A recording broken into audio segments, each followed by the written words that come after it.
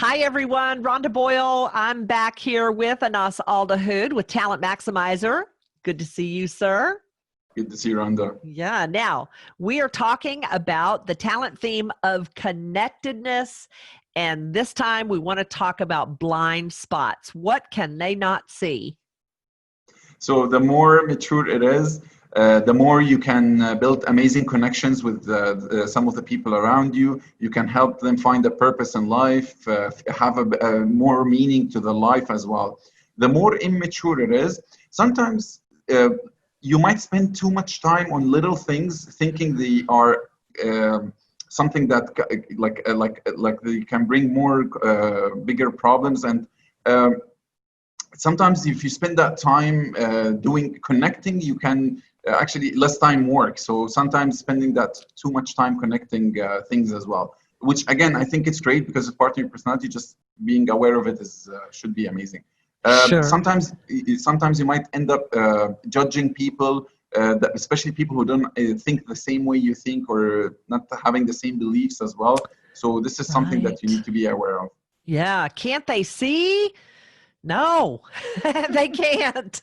And that's something to remember. So what really annoys and aggravates the connectedness person?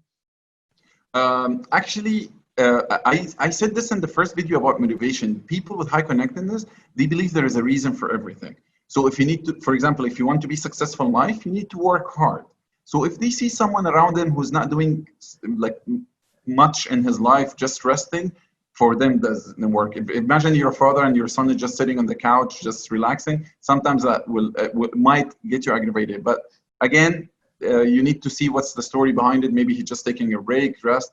So just be aware of that. Sure. Let's talk about conflicts. Where are we going to run into trouble with someone high in connectedness? I think external and internal with this strength, I found them to be a little bit connected. One of the reasons is, we're talking about connectedness. Right.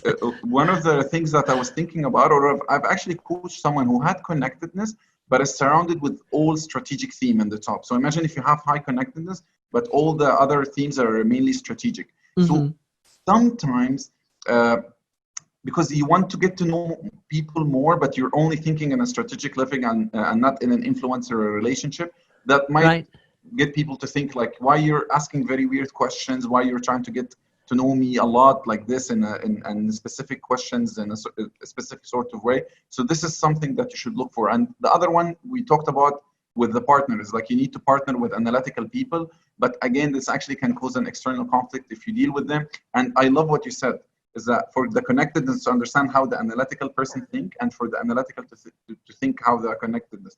And this is the start, and working together can do really great things. But again, if you don't understand each other, it can do a lot of harm as well. Yeah, and there's a big gap there.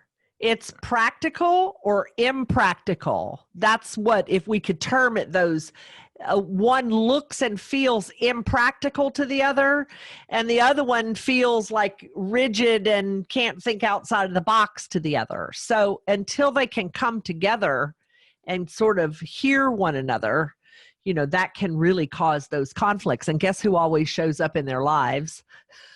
Those exact people, right? Isn't that the way it always works? Okay. Well, great information in this part 2 of our 3-part series on connectedness. So, Anas Aldahoud, we will be back, and we thank you for joining us. Thank you, Rhonda.